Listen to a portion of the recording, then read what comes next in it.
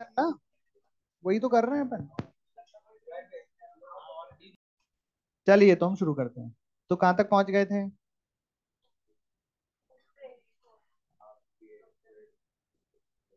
हाँ ठीक है, स्प्रिंग फोर्स का वर्क डन आ गया था। ठीक है, सही है।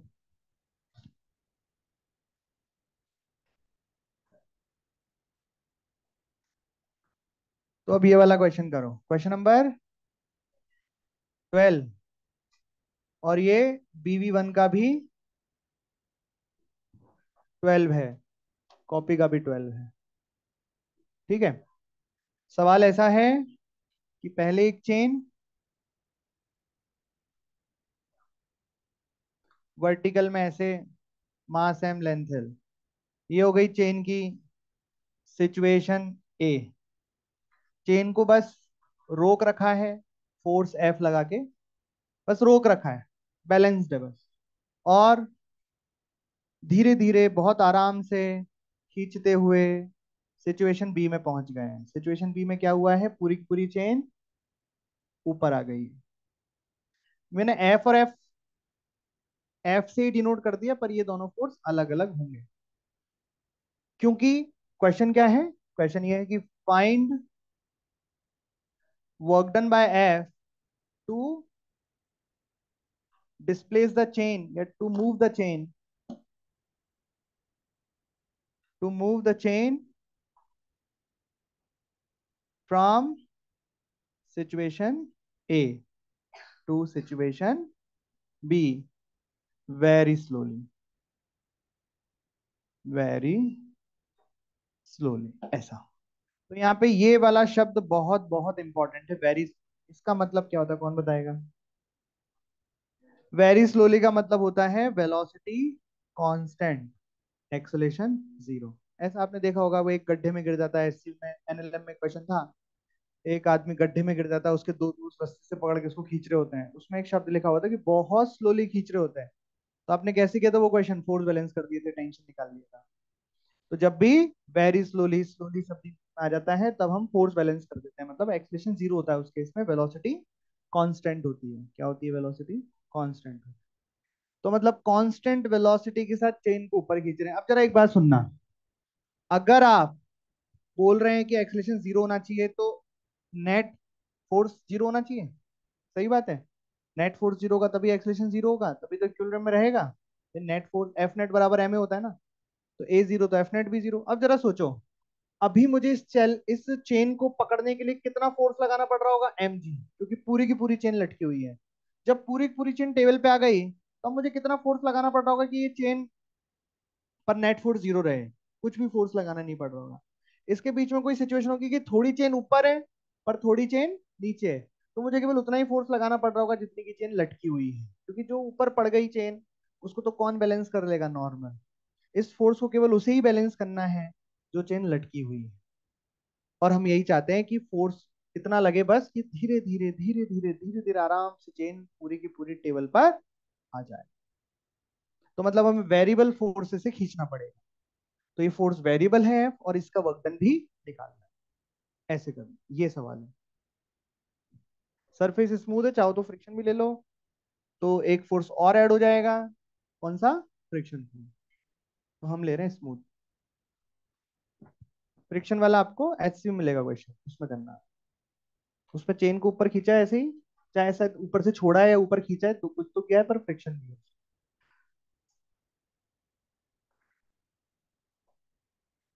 तो अभी जब पिछला हमने केस किया, पिछला सवाल किया, कौन सा क्वेश्चन किया? स्प्रिंग वाले क्वेश्चन किए। तो स्प्रिंग में भी ऐसा ही कुछ था ना, सिचुएशन ए से सिचुएशन बी में जाना था।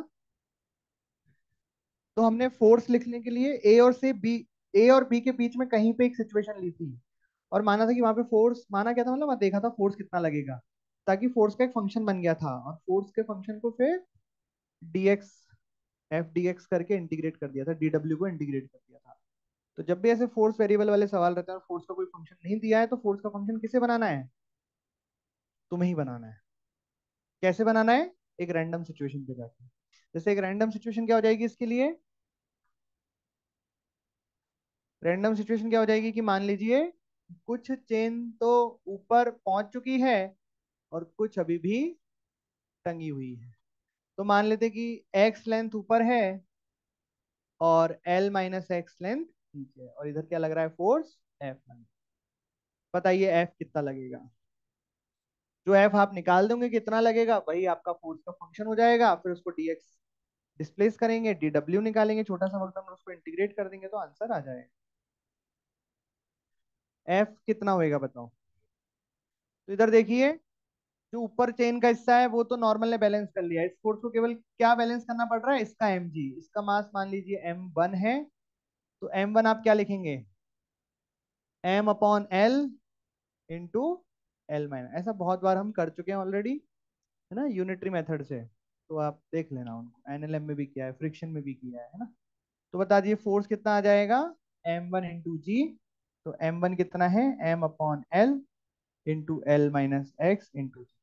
अब मैंने क्या किया, इस फोर्स की से इस फोर्स का यूज करके इस चेन को थोड़ा सा इधर खिसका दिया। कितना खिसका दिया, डीएक्स खिसका दिया। मतलब ये फोर्स लग रहा हुआ है और चेन खिसक गई डीएक्स। इतनी सी डीएक्स क्यों खिसका है, क्योंकि ज्यादा खिसक गई तो यहाँ से लेंथ कम हो जाएगी तो फोर्स कम हो जाएगा। लेकिन हम ये चाह रहे हैं कि बस इतना सा खिसकाएं कि फोर्स लगभग कांस्टेंट रहे। तो हमने डी डब्ल्यू लिखा, F dot D S. D W लिखा, एफ कितना लिखा, M upon L into L minus X into G into D X. और इसको क्या कर देंगे, इंटीग्रेट कर। चलो रुक जाओ, इंटीग्रेशन में ऊपर वाले पे लगाया था, इसमें थोड़ा ज्यादा गंदा दिख रहा है। इंटीग्रेशन कर दिया, डी डब्ल्यू लिखा, एफ इंटू डी एस। अच्छा, फोर्स की तरह इधर, डिस्प्लेसमेंट की तरह इधर, तो वर्क डन पॉजिटिव में आ गया। अब बताओ लिमिट किस पे लगानी है, एक्स पे। तो बताओ एक्स इनिशियली क्या था, बोले एक्स है क्या सर, एक्स है टेबल पर लेंथ। तो सिचुएशन ए में टेबल पर कितनी लेंथ थी, और सिचुएशन बी में टेबल पर कितनी लेंथ है, सिचुएशन बी। तो लिमिट क्या लग गई, जीरो से एल। तो अब लिख दो आप, डब्ल्यू बराबर integration M upon L, L minus X into G D X, zero से एल।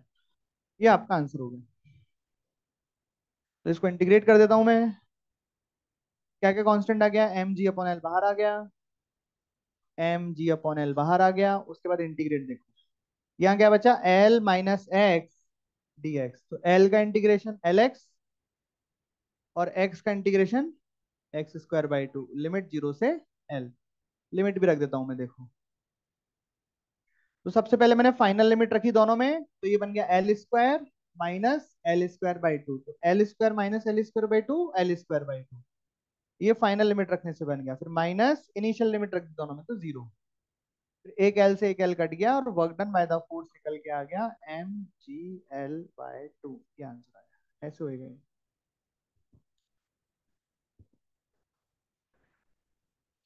तो इसमें कोई डाउट हो तो पूछ लो।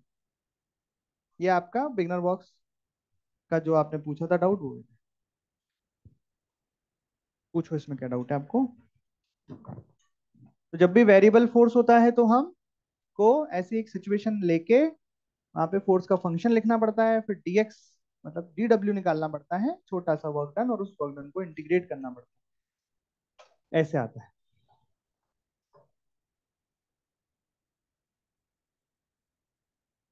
तो ये आदत बना लो, आदत बन जाएगी धीरे धीरे, ये एलिमेंट छोटा सा निकाल के और फिर इंटीग्रेट करना। ये भी आदत नहीं पड़ेगी तब तक तो बहुत अजीब लगेंगे, आदत पड़ने के बाद ये बहुत नॉर्मल बात लगेगी आपको।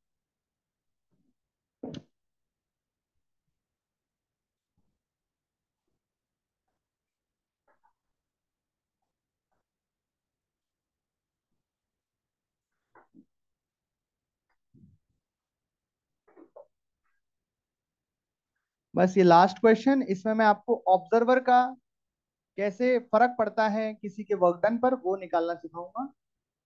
फिर सभी तरह के वर्क डन हमारे कंप्लीट हो जाएंगे, और फिर हम एनर्जी निकालना सीखेंगे। तो एक ऑब्जर्वर है रेस्ट पर, O1। एक ऑब्जर्वर है कांस्टेंट वेलोसिटी से चलता हुआ, V बराबर 5 मीटर पर सेकेंड, O2। और एक और ऑब्जर्वर है एक्सेलरेट करता हुआ 5 मीटर पर सेकेंड स्क्वायर, हमारे ब्लॉक की भी टी बराबर जीरो पर इनिशियल वेलोसिटी जीरो है, ये सरफेस स्मूथ है, और इसकी भी टी बराबर जीरो पर यू जीरो है। क्वेश्चन है फाइंड वर्क डन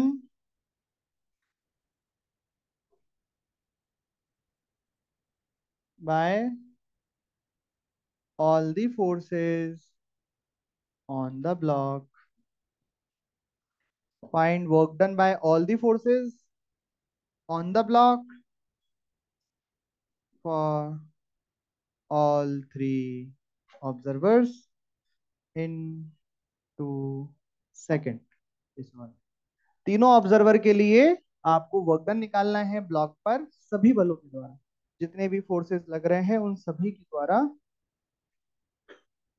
कितना वर्क डन होगा ब्लॉक पर, ये फाइंड करना है। ये लिख लिया।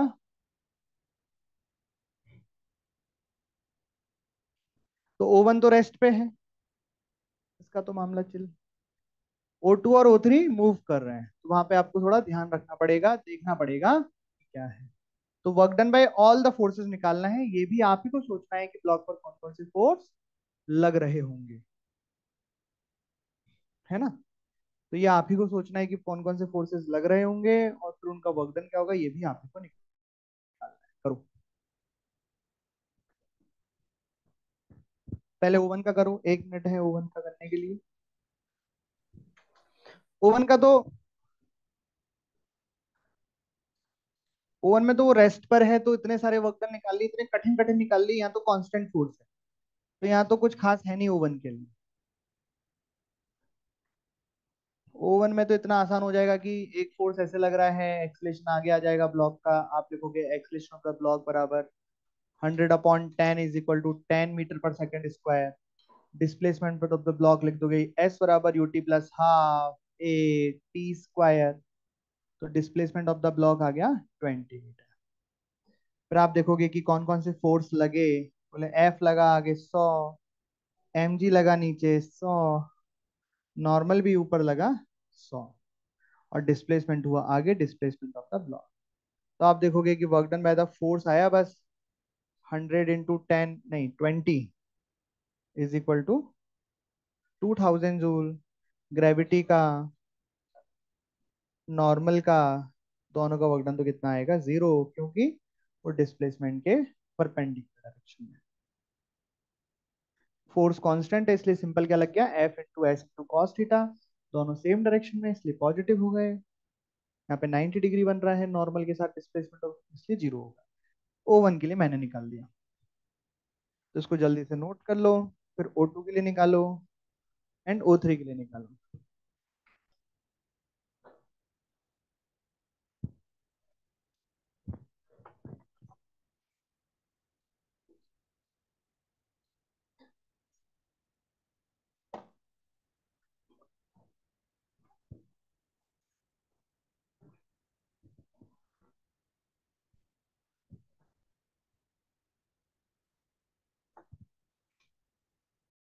O2 के लिए कितना वर्क डन आया और O3 के लिए टोटल वर्क डन कितना आया, 5000।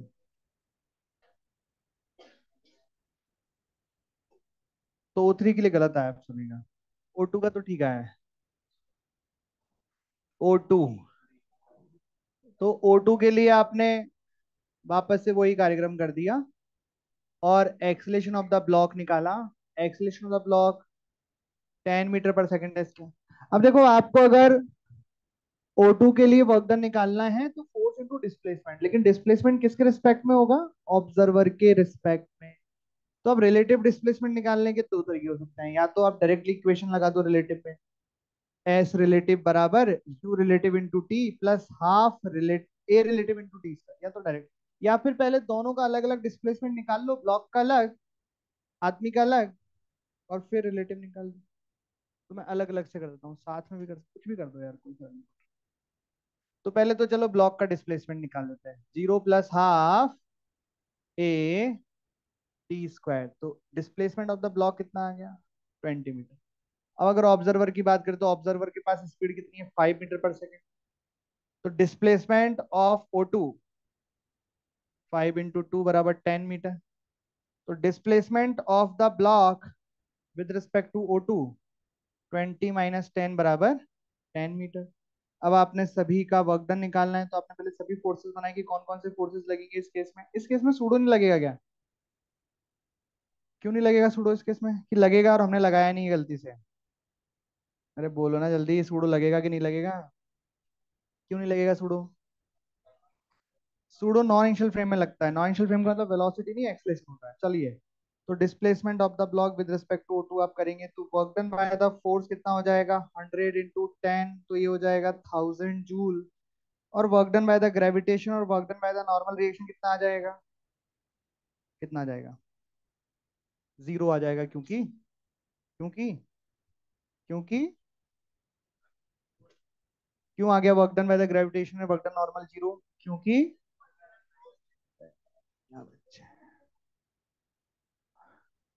O3 का देखिए, अब सब लोग अपने पेन कॉपी रख दो और O3 का ध्यान से देखो, है ना। तो O3 में जो ऑब्जर्वर है वो खुद एक्सेलरेट कर रहा है। तो जब ये FBT बनाएगा तो इसको वो सारे फोर्सेस तो दिखेंगे जो हैं, पर साथ में पीछे की तरफ एक सूडो फोर्स भी दिखेगा। वो सूडो फोर्स होगा mass of the observer into acceleration of the object, जो कि कितना है? मास ऑफ द ऑब्जेक्ट, क्या बोला था? Mass of the object, acceleration of the observer. तो मास ऑफ द ऑब्जेक्ट 10 है और एक्सेलरेशन ऑफ द 5 है, तो ये सूडो दिखेगा। तो ये जो एक्सेलरेशन आएगा वो सीधा रिलेटिव एक्सेलरेशन आ जाएगा। किसके रिलेटिव?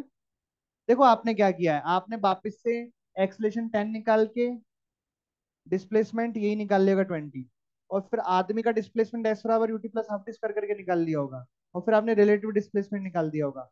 तो आया तो 10 होगा रिलेटिव डिस्प्लेसमेंट। यहां से भी देख लो 10 आएगा। कैसे? ये ए रिलेटिव आ जाएगा सीधा। तो ए रिलेटिव कितना आ रहा है? क्या लिखोगे? 100 - 50 is equal to 10 A relative. तो ए रिलेटिव कितना आ गया? 5 मीटर पर सेकेंड स्क्वायर आ गया। ए रिलेटिव आ गया, मतलब सीधा हम लगा सकते हैं displacement of the block with respect to O3, 0 + ½ AT²। तो कितना आ गया देखो ये? अरे आ गया 10। तुम्हारा भी 10 मीटर आया होगा। तो या तो जैसे तुमने किया अलग अलग निकाल के, कि पहले ब्लॉक का डिस्प्लेसमेंट, आदमी का डिस्प्लेसमेंट, फिर रिलेट घटा के और निकालो, वो भी सही है। या फिर ये भी सही है। तुम लोगों ने क्या किया? ग्राउंड फ्रेम से किया। ग्राउंड फ्रेम से पहले डिस्प्लेसमेंट निकालिए ब्लॉक का, और ग्राउंड फ्रेम से इस ऑब्जर्वर का डिस्प्लेसमेंट निकाल लिया, फिर रिलेटिव का फॉर्मूला लगा दिया, तो आ गया। लेकिन तुमसे गलती क्या हुई, जब तुमने इसका वापस वर्क डन निकालने के लिए FBD बनाया, तुमको वापस से 3 ही फोर्स दिखे, जबकि तुम्हें दिखने चाहिए थे टोटल 4 फोर्स। कौन सा फोर्स छोड़ दिया? सूडो फोर्स छोड़ दिया। इसलिए सूडो फोर्स का वर्क डन भी भूल गए। लेकिन जब ऑब्जर्वर कैसा है, नॉन इनिशियल फ्रेम में है, तो आपको जब वर्क डन बाय ऑल पूछा जाए कि सभी फोर्स का वर्क डन निकालो, तो आपको सूडो का वर्क डन भी लिखना है। तो pseudo displacement of block with respect to O3 इधर हो गया। तो देखो work done by the force, तो ये तो आ जाएगा 100 × 10 बराबर प्लस में 1000 आ जाएगा, क्योंकि जिधर फोर्स उधर डिस्प्लेसमेंट। लेकिन जब तुम वर्क डन बाय सूडो लिखोगे तो ये माइनस में आएगा, क्योंकि फोर्स इधर है, डिस्प्लेसमेंट इधर है। फोर्स कितना है? 50, डिस्प्लेसमेंट कितना है? 10। तो ये आएगा -500। और ग्रेविटी का और नॉर्मल का तो यहाँ पे भी 0 आ जाएगा। तो ये तुम भूल गए ये वाला, और ये भूल ही जाते हैं अक्सर।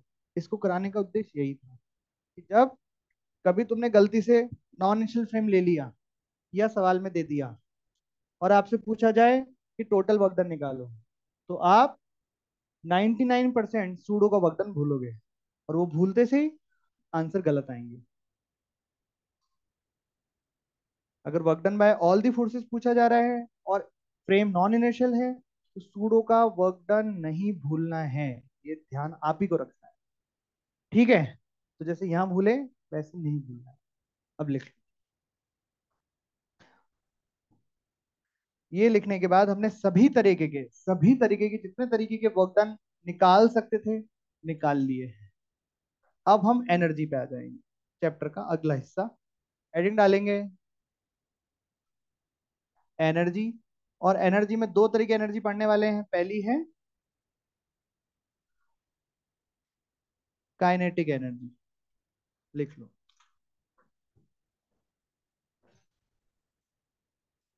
इसमें कुछ डाउट हो तो पूछ लो। तो इसकी काइनेटिक एनर्जी कैसे लिखेंगे? हाफ एम वी नेट का स्क्वायर। वी नेट कितना होगा?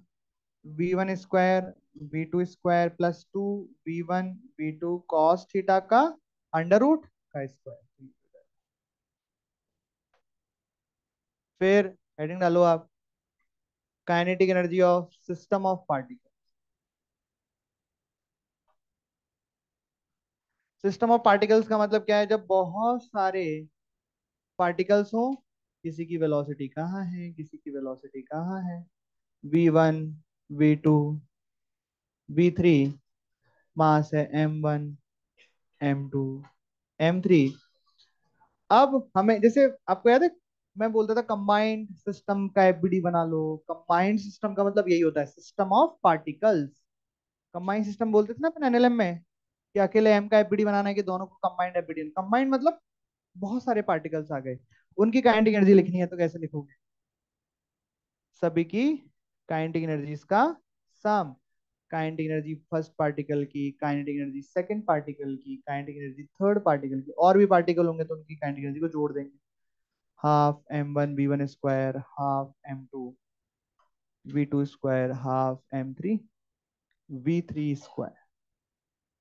तो ये होती है सिस्टम ऑफ पार्टिकल की काइनेटिक एनर्जी। जैसे 50 अलग अलग पार्टिकल है, उन 50 की अलग अलग वेलोसिटी है, मास है, तो हमको सभी 50 की अलग अलग काइनेटिक एनर्जी लिखनी पड़ेगी और ऐड करनी पड़ेगी। ऐसे आएगी टोटल काइनेटिक। इसको लिखते हैं अपन kinetic energy of the system of the particles. SYS मतलब सिस्टम। सिस्टम मतलब बेसिकली कंबाइंड सिस्टम जिसको बोलते हैं ना, अपन कंबाइंड एफबीडी बना दिया तो बहुत सारे पार्टिकल्स आ गए एक के अंदर ही। एक के अंदर नहीं मतलब हमने कंसीडर ज्यादा कर लिए, एक से कर सकते हैं ऐसा। इसके बाद कुछ पॉइंट्स लिख लीजिए कि इस kinetic energy scalar quantity. Kinetic energy scalar quantity और क्या? यूनिट जूल है। और क्या? इट में, अच्छा काइनेटिक एनर्जी नेगेटिव हो सकती है? नहीं हो सकती। क्यों नहीं हो सकती? अरे क्यों नहीं हो सकती बताओ। अबे काइनेटिक एनर्जी का फॉर्मूला था ½ M V स्क्वायर, तो हाफ तो एक पॉजिटिव हो गया, मास कभी नेगेटिव हो नहीं सकता, और वी का स्क्वायर कर दोगे तो पॉजिटिव हो जाएगा। तो काइनेटिक एनर्जी में भी, मतलब आपने कोई क्वेश्चन सॉल्व किया उसमें काइनेटिक एनर्जी थी, और मान लो आपका आंसर आ गया नेगेटिव में, तो क्या करोगे बताओ? आप काट दोगे सॉल्यूशन को। समझ में आई बात? आप फिर से सॉल्व करोगे क्योंकि काइनेटिक एनर्जी नेगेटिव हो ही नहीं सकती। बोले क्वेश्चन भी काट सकते हैं, बोले क्वेश्चन ही गलत है, हमारी काइनेटिक एनर्जी नेगेटिव में आ रही है। ठीक है, ये भी कर सकते हो आप, आपको जो ठीक लगे।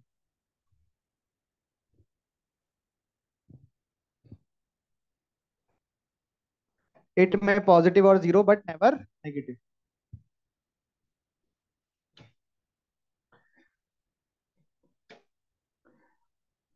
और last point, kinetic energy depends on frame of reference. ये भी फ्रेम ऑफ रेफरेंस पे डिपेंड करती है। Kinetic energy depends on frame of reference.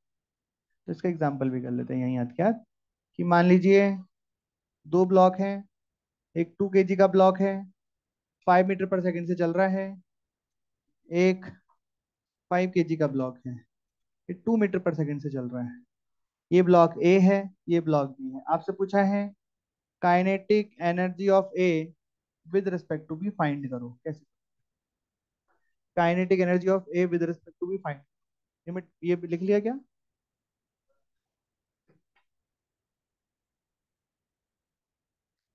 Kinetic energy of A block की काइनेटिक एनर्जी बी के रिस्पेक्ट, मतलब ऑब्जर्वर कौन है? बी। बी देख रहा है ए को, और आपको काइनेटिक एनर्जी फाइंड करनी है ए की। तो आप कैसे फाइंड करोगे काइनेटिक एनर्जी? तो देखो, kinetic energy of A with respect to B का फॉर्मूला होगा हाफ मास किसका? ए का, कि काइनेटिक एनर्जी ए की है, और जो वेलोसिटी है वो हो जाएगी A with respect to B का स्क्वायर। तो velocity of A with respect to B डालोगे और उसका स्क्वायर।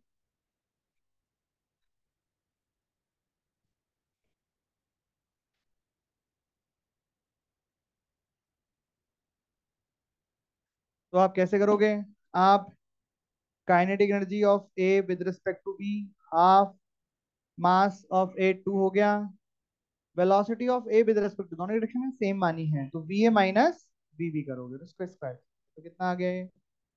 9 जूल। ये रिलेटिव में आ गई kinetic energy of A with respect to B, मतलब बी जब देखेगा ए को तो ये काइनेटिक एनर्जी, और वैसे कितनी होगी इसकी kinetic energy? Half M V square कर दो, इसकी कितनी होगी हाफ एम, उसको सब्ट्रैक्ट मत कर देना कि इसकी काइनेटिक एनर्जी माइनस इसकी काइनेटिक एनर्जी बराबर रिलेटिव काइनेटिक एनर्जी, वो गलत, वो नहीं होता।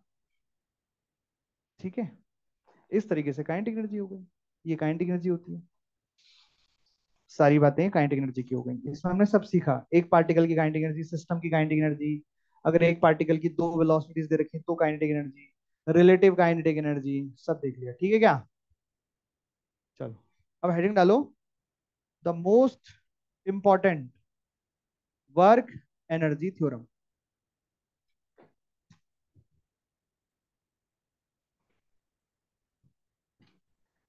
ये जो चैप्टर हम पढ़ रहे हैं वो हम वर्क एनर्जी थ्योरम कैसे लगाई जाती है, कैसे यूज की जाती है, वो सीखने के लिए पढ़ रहे हैं।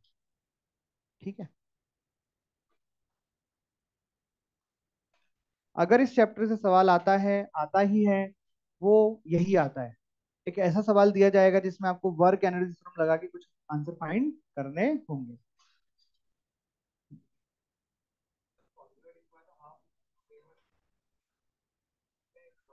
क्या हाफ? ये कब लिखा है हाफ के वन प्लस के टू? हाफ के वन प्लस के टू कहाँ लिखा है? हाँ, नहीं तो डायरेक्शन ही तो नहीं है यार, वही तो scalar quantity kinetic energy, V का मैग्नीट्यूड रखते हैं, यही तो सीखना था। डायरेक्शन से मतलब ही नहीं है, एनर्जी की डायरेक्शन नहीं होती है, एनर्जी की, वे इसका क्या मतलब है स्केलर क्वांटिटी? कौन है ये स्केलर क्वांटिटी? अबे पूरा लिखो यार तुम यार, kinetic energy is a scalar quantity. मेरे को लगा हेडिंग काइनेटिक एनर्जी है तो वही होगी स्केलर क्वांटिटी, तो फिर डायरेक्शन किसकी पूछ रहे हो तुम? तो स्केलर की डायरेक्शन कैसे बताऊं? तुम्हारे नाम की क्या डायरेक्शन है? नहीं, नाम की नहीं, तुम्हारे मास की क्या डायरेक्शन है? तुम्हें कितना वजन है?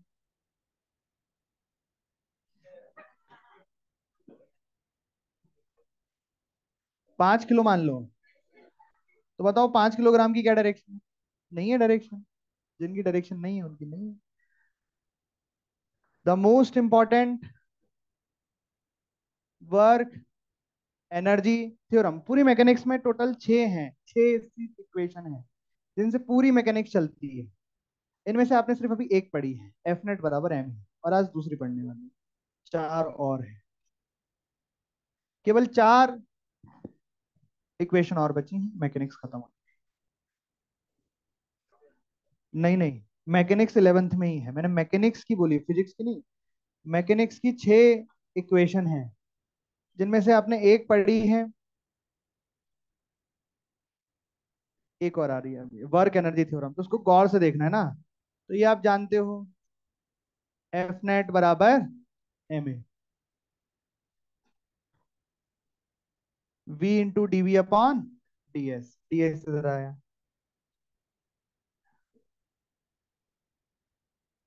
दोनों side integration, initial limit, initial velocity मान लीजिए यू और फाइनल वेलोसिटी मान लीजिए बी, तो ये तो क्या बन गया? एफ नेट का वर्क डन मतलब work done total, total work done मतलब work done by all the forces, तो वर्क डन ऑल लिखूं कि वर्क डन टोटल लिख दूं, या ऐसे लिख दूं कि, अच्छा लास्ट में देखते हैं कुछ लिख देंगे, एम वी का integration V square by two, और लिमिट लगा दी V square minus U square by to,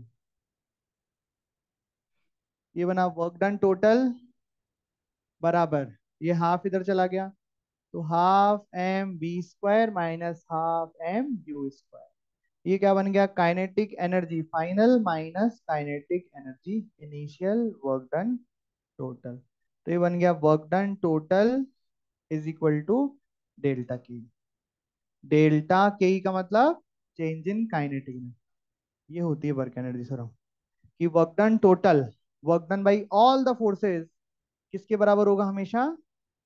उस पार्टिकल का, अगर पार्टिकल पे लगा रहे हो तो उस सिस्टम का, अगर सिस्टम पे लगा रहे हो तो उस सिस्टम की चेंज इन काइनेटिक एनर्जी के बराबर होगा। वर्क डन टोटल का मतलब क्या है?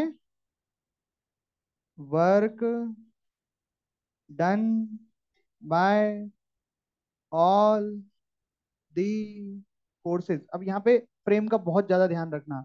अगर आपने by chance non initial frame ले लिया है मजे मजे में, तो भाई साहब सूडो का वर्क डन भी टोटल में शामिल हो जाएगा, और वो छूट गया तो गलत हो जाएगा। और मजे की बात, अगर आपने कोई दूसरा फ्रेम ले लिया ग्राउंड के अलावा, तो भैया काइनेटिक एनर्जी भी फ्रेम ऑफ रेफरेंस पर डिपेंड करती है, तो ये भी बदल जाएगी। ग्राउंड से देखोगे काइनेटिक एनर्जी अलग आएगी, इसी फ्रेम पे बैठ के देखो काइनेटिक एनर्जी अलग आएगी। तो भाई साहब कई बार बच्चे वर्क डन टोटल तो लिख दिया ग्राउंड के रिस्पेक्ट में, क्योंकि सूडो नहीं लगाना पड़ा, और काइनेटिक एनर्जी लिख रहा है किसी और के फ्रेम में, वहां से आसान पड़ रही थी, और फिर बोलता है आंसर क्यों नहीं आ रहा। तो तुम बताओ आंसर क्यों नहीं आ रहा? जिस फ्रेम में आप ये, उसमें ये, जिसमें ये उसमें, सेम फ्रेम में तो करोगे सवाल को, एक इक्वेशन को सेम ही फ्रेम में तो लगाओगे, नहीं क्या? बस इतनी सी बात, ऑब्वियस सी बात है, लिखना चाहो तो लिख लेना, नहीं तो मत लिखना। ये वर्क इन थ्योरम है, इतनी सी खत्म हो गई, द मोस्ट इंपॉर्टेंट थ्योरम खत्म।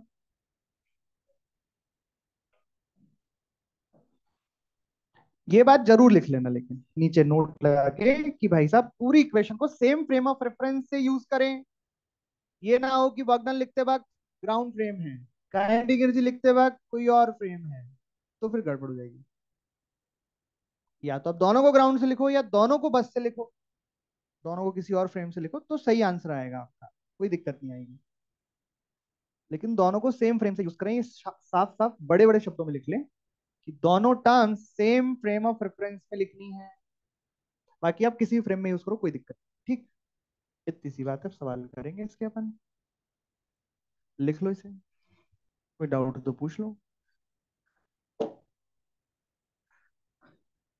तो हमें अब बचे हुए चैप्टर में जो भी है, देखो वर्क पावर एनर्जी करके चैप्टर, पावर तो लास्ट में पढ़नी है, बहुत छोटा सा टर्म है पावर, मेन है वर्क इन थ्योरम। अब 2-3 दिन इसी इसी के सवाल और इसी इसी से रिलेटेड बातें चलेंगी।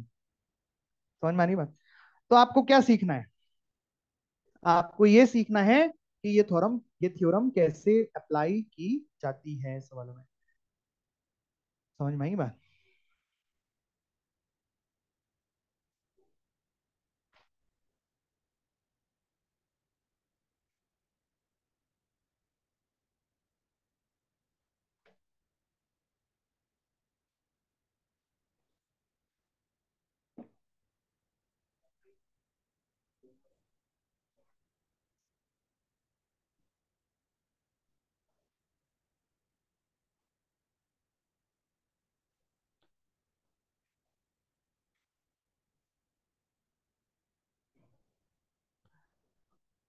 तो जब हम 2-3 दिन तक इसी थ्योरम के क्वेश्चंस करेंगे, तो आपका पूरा ध्यान रहेगा कि ये थ्योरम कैसे अप्लाई की जाती है। आपका ये ध्यान रहेगा ही नहीं कि ये थ्योरम हम क्यों अप्लाई कर रहे हैं या कब अप्लाई कर रहे हैं, और बाद में दिक्कत यही आती है। अभी तक तो आपके पास सिर्फ एफ नेट बराबर एम ए था लगाने के लिए, और अब आपके पास एक चीज और आ गई है लगाने के लिए। अब आपको सवाल पढ़ के जजमेंट लेना पड़ेगी कि एफ नेट बराबर एम ए लगाएं कि ये लगाएं। और जैसे जैसे और थ्योरम्स आती जाएंगी, 6 हैं टोटल, तो बाद में दिक्कत ये नहीं आती है कि कैसे लगाएं, दिक्कत ये आती है कि कब कौन सी लगाएं। समझ में आ रही बात? और उसका कारण यही है कि जब सिखाई जाती है तो बच्चों का सारा ध्यान रहता है कि कैसे लगानी है, जबकि आपको ये भी ध्यान रखना है कि इस सवाल में ये क्यों लगा रहे हैं। तुम्हें समझ में आ रही मेरी बात? तो जब जब ऐसी ऐसी थ्योरम आएंगी, और आएंगी अभी धीरे धीरे, तो आप कैसे लगानी है तो सीखो, पर क्यों लगानी है ज्यादा अच्छे से सीखो। अभी तो क्या लग रहा है कि सर ने हेडिंग लगवा रखी है वर्क इन थ्योरम, तो इसी से होएगा सवाल, तो बस यही लगाने पे ध्यान है अपना, कैसे लगाए कैसे लगाए। ये भूल ही गए कि सिचुएशन तो समझे कि क्यों लगा रहे हैं, कब लगा रहे हैं, और बाद में यही फंसते हैं। कैसे लगाने में 10% फंसते हैं, और कब कौन सी लगानी है इसमें 90% बच्चे फंसते हैं। समझ में आ गई के बाद? तो आप लोग जब पढ़ाया जा रहा है तब इस बात पे ध्यान दो कि क्यों लगा रहे हैं। अच्छा ऐसी सिचुएशन है तो ये लगानी है, अच्छा ऐसी सिचुएशन है तब ये लगानी है, अच्छा है। ऐसे मन में बनाते जाओ, समझ समझ के स्टोर करते जाओ डेटा, कि जब ऐसी सिचुएशन होती है, ये पूछा जाता है, ये दिया रहता है, तो हम ये लगाते हैं। समझ में आई बात? फिर आगे जब और आएंगी, तो उनका भी ऐसे इकट्ठे करते जाना कि अच्छा ऐसी सिचुएशन होती है तो ये लगाते, ये होती है तो ये लगाते। तब जाके आप जब सवाल कर लोगे, और फिर सवाल करो ना आप होमवर्क के, तब ये नहीं कि अच्छा वर्क का सवाल है तो वर्क इन थ्योरम से तो होगा, चलो यही लगा देते हैं। सोचो क्यों लगा रहा हूं मैं ये, है ना। तो फिर भाई साहब सीखते चले जाओगे। और जो आपने ध्यान दिया कि कैसे लगानी है, बस ये बता दो, अच्छा ऐसे लगानी है, ठीक है, क्यों कब क्यों लगा रहे हैं समझ ही नहीं पड़ रही, तो फंसने, भयंकर फंसने। समझ गए क्या। तो मैं आपको बोल रहा हूँ पहले, कब कौन सी लगानी है इस ये ज्यादा चिंता का विषय है। कैसे लगानी है वो तुमको आ जाएगी, वो कोई बड़ी बात नहीं है। वर्क डन लिखना आता है, वर्क डन लिखना आता है, तो वर्क डन बाय ऑल में वर्क डन लिख देंगे। काइनेटिक एनर्जी लिखना आती है, तो लग गई थ्योरम, कैसे लगानी में कोई दिक्कत नहीं। समझ गए ना। चलो एक सवाल करते हैं, question number,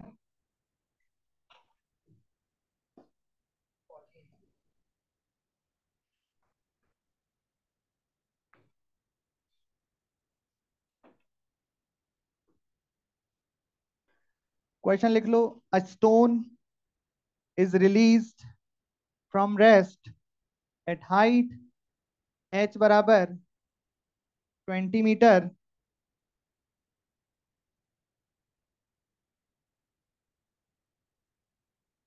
a stone is released at height 20 metre.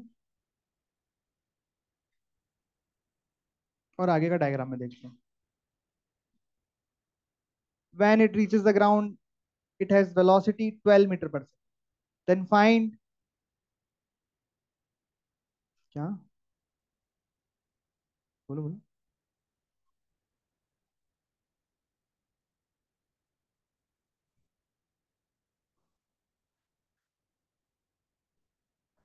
Find work done by force of air resistance. Find work done by force of air resistance. Find work done by the force of air resistance. अच्छा ये बताओ, अगर air resistance नहीं होता और किसी particle को आप 20 मीटर की हाइट से छोड़ते, तो ग्राउंड तक पहुंचते पहुंचते वेलोसिटी कितनी अचीव कर लेता। √2 GH। कितनी होती है √2 GH। 20। 20 अचीव कर लेता, पर अचीव कितनी की है इसने, सिर्फ 12। मतलब सिर्फ mg फोर्स नहीं लग रहा है, कुछ अपोजिट फोर्स भी लग रहा है, उसी का वर्क डन निकालना। Find work done by the force of air resistance करो। उस फोर्स के बारे में हमें कुछ नहीं पता, कांस्टेंट है, वेरिएबल है, कुछ भी नहीं पता। हमें तो बस ये सवाल दे दिया है जो कि सॉल्व कर करो। तो कैसे सोचोगे भाई, इनिशियल वेलोसिटी पता है, फाइनल वेलोसिटी पता है, वर्क डन पूछा है, तो क्या लगा दें, work energy theorem. Mass of the stone is 2 kg, 2 kilo का पत्थर। भाई इनिशियल वेलोसिटी पता है, फाइनल वेलोसिटी पता है, वर्क डन पूछा है, क्या लगा है, वर्क एनर्जी थ्योरम लगाओ। इधर देखो कैसे लगानी वर्क एनर्जी। तो मैं लिखूंगा वर्क एनर्जी थ्योरम, सबसे पहले फ्रेम डिसाइड करूंगा, तो मैं जनरली ज्यादातर फ्रेम ग्राउंड ही रखेंगे अपन, ग्राउंड से ही लगा रहे हैं ना, वो चिंता का विषय नहीं है। फिर क्या लिखेंगे अपन, वर्क डन बाय ऑल बराबर change in kinetic energy. Work done by all में हमको देखना पड़ेगा खुद से कि इस पत्थर पर कौन कौन से फोर्स लग रहे होंगे इस मोशन में। ये कौन बताएगा, खुद ही देखो भाई साहब। नीचे लग रहा होगा, ऊपर लग रहा होगा, रजिस्टिव फोर्स। और कोई फोर्स लगेगा क्या, नहीं लगेगा, तो दोनों का वर्क डन आएगा। Work done by resistive force plus work done by gravitation is equal to ½ mv² minus ½ m u। अरे हाँ, सबसे इंपॉर्टेंट बात, इसका मतलब क्या होता है, kinetic energy final minus initial. तो आपको ये सिचुएशन पहले डिसाइड करनी पड़ेगी कि मैं कहां से कहां तक एनर्जी थ्योरम लगाना चाहता हूँ। क्या करनी पड़ेगी डिसाइड। तो स्टेप्स क्या हो गई, स्टेप्स क्या हो गई। सबसे पहले तो ये सोचना है कि वर्किंग थ्योरम लगानी है। दूसरा स्टेप, जब वर्किंग थ्योरम लगानी है तो इनिशियल और फाइनल सिचुएशन देखो कि कहां से कहां तक में वर्किंग थ्योरम मुझे अप्लाई करनी है। ये एक पूरे इंटरवल में होती है वर्किंग थ्योरम अप्लाई। जैसे आपकी वो इक्वेशंस होती है ना, इक्वेशन ऑफ मोशन, करते तो थे अपन, ए से बी में 10 सेकंड के लिए 15 सेकंड ऐसे। आप देखो ना, डेरिवेशन भी तो वहीं से आया है कहीं ना कहीं, ए बराबर B D P upon D S लिख के इधर उधर इंटीग्रेट किया, मास से मल्टीप्लाई करके। अरे नहीं है क्या। आपकी तो थर्ड इक्वेशन होती है, बी क्या होती है थर्ड इक्वेशन, v² बराबर u² + 2 है। u² इधर ले जाओ और दोनों साइड मास से मल्टीप्लाई कर दो, 2 को नीचे ले आओ, यही तो है ये इक्वेशन। तो है तो कहीं ना कहीं ऐसी ना, थोड़ी थोड़ी। तो यहाँ पे भी आपका यू और वी आ रहा है, मतलब इनिशियल फाइनल आ रहा है, तो यहाँ पे आपको इनिशियल फाइनल डिसाइड करना पड़ेगा। फर्स्ट स्टेप क्या है वर्किंग थ्योरम की? पहले तो सोचो कि लगानी है, और दूसरी इनिशियल फाइनल डिसाइड कर लो। ये इनिशियल और ये फाइनल, ये बहुत जरूरी बात है। देखो मैं हमेशा कहता हूँ पहली दो स्टेप ज्यादा जरूरी होती है, बाकी की तीन अपने आप लग जाती है। समझ रहे हो आप? हमारा ध्यान सारा बाकी की तीन पे रहता है, फर्स्ट दो ही नहीं पता होती बस, कि स्टार्ट कैसे करें। तो पहली तो अगर फिक्स हो गई ना, तो आगे काम एकदम मस्त चलेगा। देखो ये क्या हो जाएगा, ये तो पता ही नहीं है अपन को, यही तो फाइंड करना है। आप मुझे बताओ work done with the gravitation force क्या होगा? तो पार्टिकल नीचे आया है, फोर्स भी नीचे लगा है, फोर्स कितना लगा है mg, और डिस्प्लेसमेंट कितना हुआ है 20 मीटर। तो आप क्या लिखोगे? mgh प्लस में, मैं थोड़ा नोट में लिख देता हूँ, आपको दोबारा नोट्स पढ़ोगे तो समझ में आएगा कि क्या किया है, ठीक है क्या? बराबर, यहाँ तो आप वैल्यू डाल दो, चलो हाफ एम, क्या, चलो एक लाइन ऐसे लिखता हूँ, अगले में वैल्यू डालता हूँ। चलो अब वैल्यू डाल दो। वर्क डन, अभी लाइन बढ़ा रहे हैं अपन, धीरे धीरे जब आप थोड़ा वर्क डन निकालना सीख जाओगे ना, तो फिर अपन थोड़ा तेज करेंगे वहां पे, है ना। 2 × 10 × 20 बराबर हाफ, इंटू अपना कितना 2, वी स्क्वायर 12 का स्क्वायर माइनस 0। अरे ठीक है क्या? तो बस डब्ल्यू एफ आर कितना आ गया माइनस में, बताओ बताओ, 144 माइनस 400,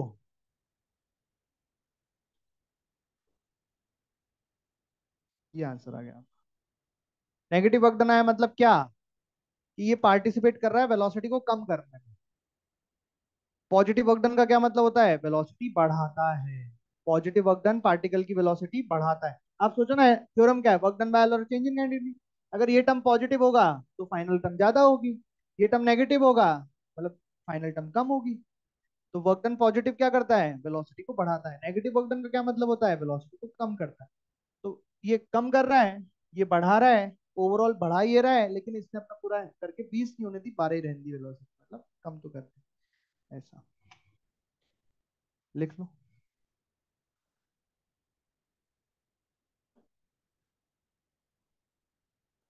इनिशियल फाइनल और ये फोर्स कौन कौन से लग रहे हैं, ये आप ही को सोचना पड़ेगा।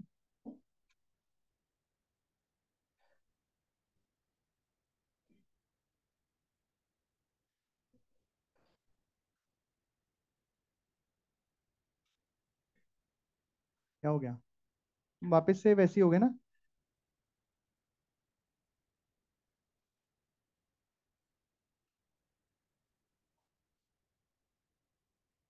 ये कैसा पाथ है, पाथ पे स्मूथ देता है भी, फिर बाद में रफ करेंगे। यहाँ से एक बॉल को रिलीज कर दिया, बॉल को रिलीज किया, बॉल फिसलते फिसलते यहाँ आई, और यहाँ पे पहुंच के इसकी वेलोसिटी कितनी होगी जब ये बाहर निकलेगा? तो क्या है?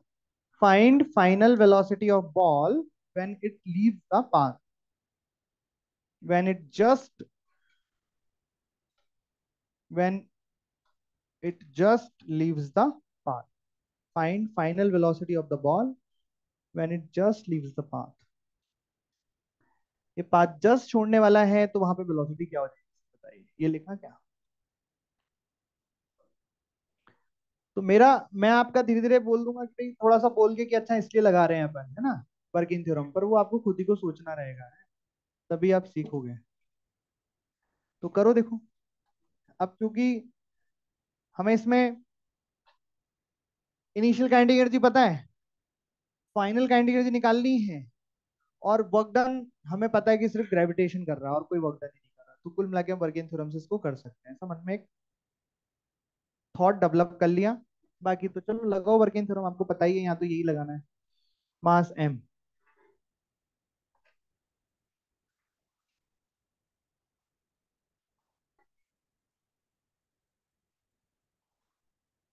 अरे तुम्हारी बस निकल जाएगी। क्यों?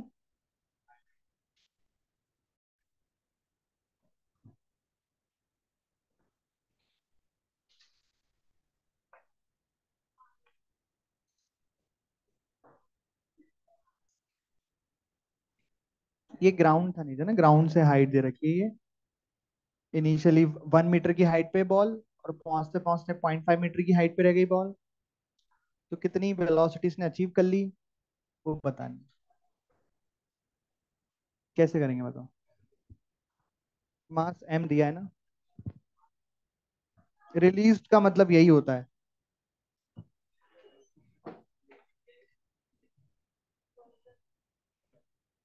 तो आप ये देखो वर्क डन बाय ऑल में कि भाई इस पे वर्क डन कर कौन कौन रहा है, फोर्स कौन कौन से लग रहे हैं इस मोशन में, इसके ऊपर ये खुद ही को देखना है। एफबीडी बनाना है एक तरीके से, मतलब भाई इसी का कहीं इसका कहीं पे एफबीडी बनाओ कि कौन कौन से फोर्स लग रहे हैं, फिर उन सबका वर्क डन लिखो। कहाँ से कहाँ तक, इनिशियल से फाइनल। इनिशियल क्या है ये, फाइनल क्या है ये। कैसे करेंगे बताओ। तो सबसे पहले हमने सोच लिया वर्किंग थ्योरम लगेगी, दूसरा काम हमने इनिशियल फाइनल डिसाइड कर लिया, तीसरा काम हमने एफबीडी बना के देखा कि फोर्स कौन कौन से लगेंगे। तो नॉर्मल लगेगा ऐसे जो कि इस सरफेस के परपेंडिकुलर, और एमजी किधर लगेगा, वो हमेशा नीचे लगता है। तो बेसिकली दो फोर्सेस के वर्क डन आपको लिखने हैं, work done by gravitational force, work done by normal reaction force. Kinetic energy final minus kinetic energy initial, ये आपका था। बताओ वर्क डन बाय ग्रेविटेशन कितना लिखूं।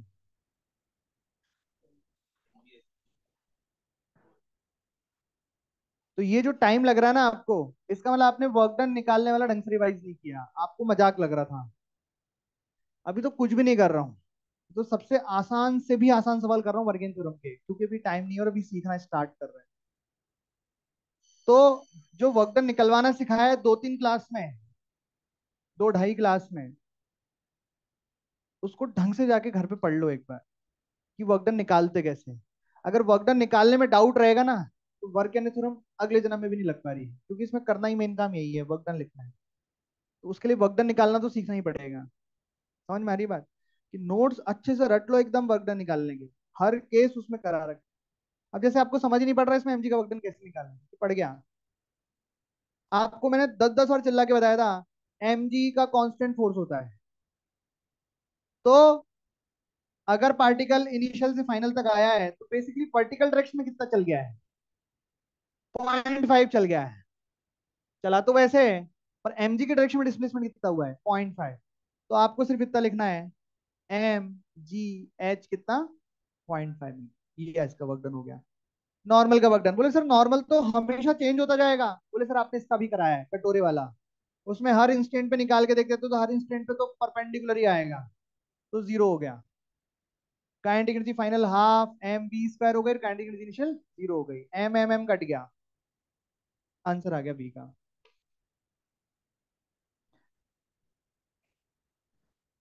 ये 5 हो गया, ये 10 हो गया, वी स्क्वायर बराबर 10 हो गया, वी बराबर √10 हो गया। बस ये जैसी भागडन लिखोगे फिर तो खत्म है यार, काइनेटिक एनर्जी में थोड़ी डाउट आता है। काइनेटिक एनर्जी में डाउट आ रहा है क्या, वो तो हाफ एम बी स्क्वायर लिखनी है। मेन मुद्दा क्या है ये लिखना कि किस किस का वर्कडन क्या क्या होगा। तो वर्कडन निकालना सीखो। समझ में आई बात। तो अगर वर्कडन निकालना सीखना है तो देखो होमवर्क तो आपका आज कुछ है नहीं बिगनर बॉक्स बिगनर में, क्योंकि हमने कर ही लिया। BV2 में तो इसके क्वेश्चन भी और कराने हैं। तो आपको अगर वर्कडन निकालना सीखना है तो SCV WPE में 1 से 20 तक सवाल कर सकते हो एक्सरसाइज के, उसमें सिर्फ वर्कडन निकलवाया 20 सवालों में। और नोट्स रिवाइज कर सकते हो वर्कडन निकालने के, क्योंकि कल यानी अगली क्लास में हम सिर्फ इसके क्वेश्चंस करने वाले हैं, और थोड़ा सा आगे पढ़ेंगे पोटेंशियल एनर्जी, और फिर इसके सवाल करने वाले हैं। तो 3-4 दिन तक हम इस सवाल ही सवाल करने वाले हैं। तो ये टॉर्चर हो जाएगा अगर वर्क डन निकालना नहीं आएगा तो। समझ रहे हो तुम, तो वर्क डन निकालना बहुत ज्यादा जरूरी है, समझ जाओ आप। तो भाई साहब पढ़ के आना।